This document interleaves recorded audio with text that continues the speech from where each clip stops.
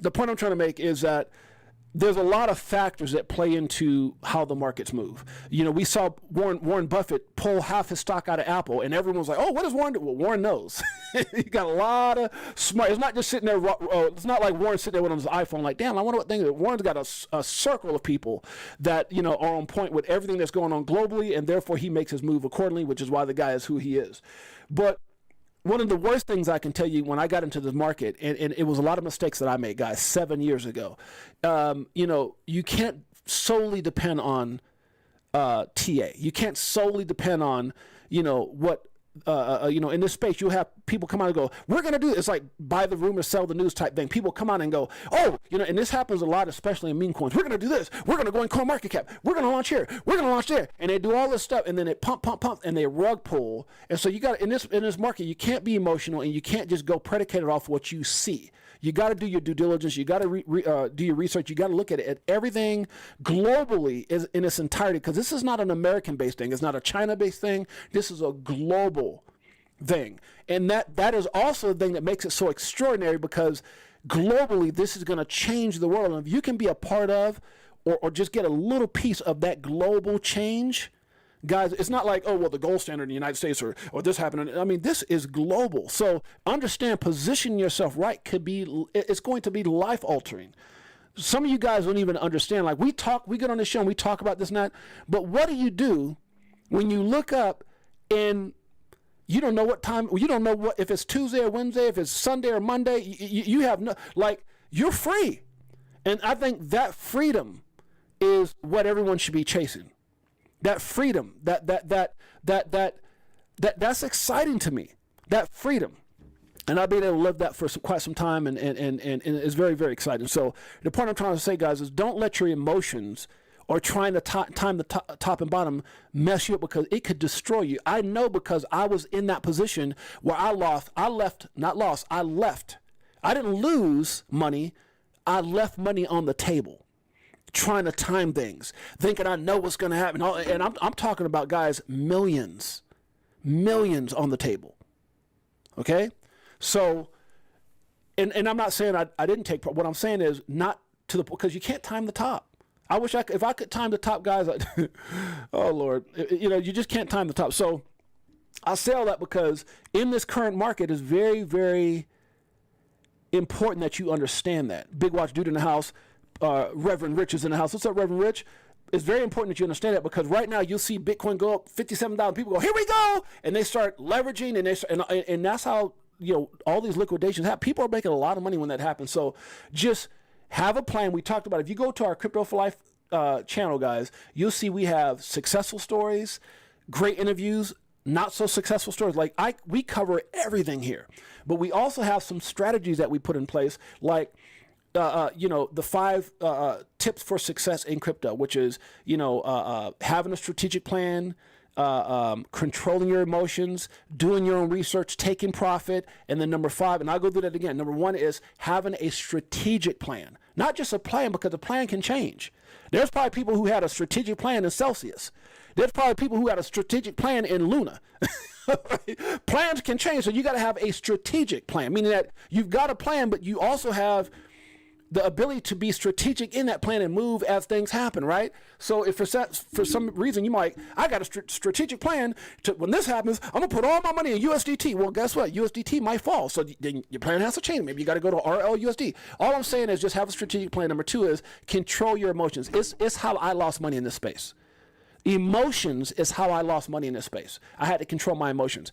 Number 3 is always do your own research. I don't care if I'm excited about Bruce Parkman in the house. What's up, my brother? Shikaka.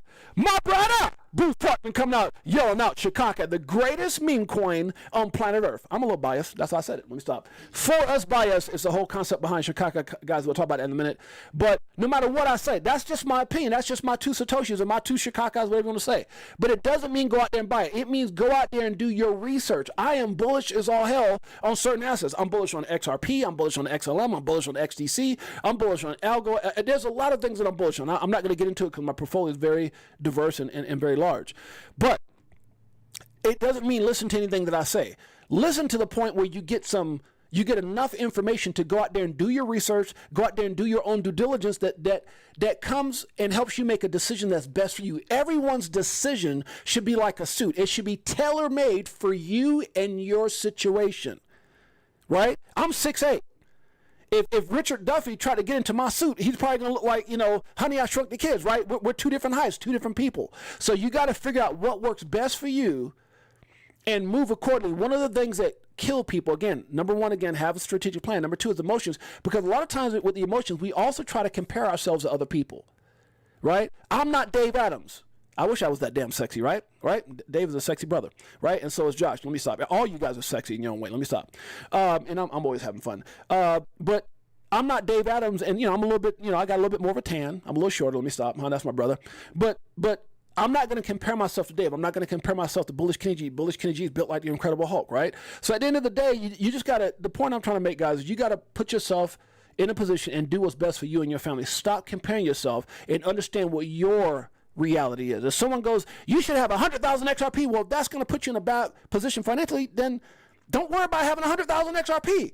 Get 1,000 XRP, get 100. Whatever works best for you is what you should be doing. Okay, so that's that part, emotions, not comparing, all that stuff. And then the third thing is, guys, again, like I said, do your own research, and then, which is so important, you got to know, because the more educated you are, the less emotional you'll be. For an example, XRP went down to 40 cents.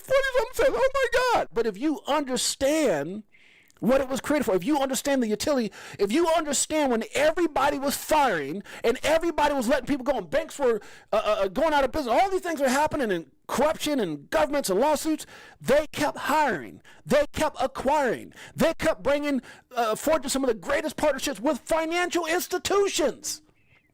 How many banks and financial institutions you think are partnered up with Pepe, are partnered up with? I'm just being realistic, guys. So you got to do your research and find out why you're in that asset. And then once you do that, then have a plan on how long you're going to hold that asset, regardless of what the market does. So if you say, hey, my first exit plan is $5, just a percentage, because the next thing after, again, strategic plan, emotions, do your own research, the next thing is taking profit. You have to take profit. What does it matter to go out there and say, I'm a millionaire? Oh my God, we're millionaires. And you're going crazy, and you don't have any kind of plan, and then all of a sudden everything reverses for the next 3 years. What do? Oh my God. Oh, you don't think some of us that's been around this space for a while know that? You don't think we left a lot of money on the table? I know people right now, a part of our community that are friends of mine, that were millionaires in crypto, and they're back to thousandaires again.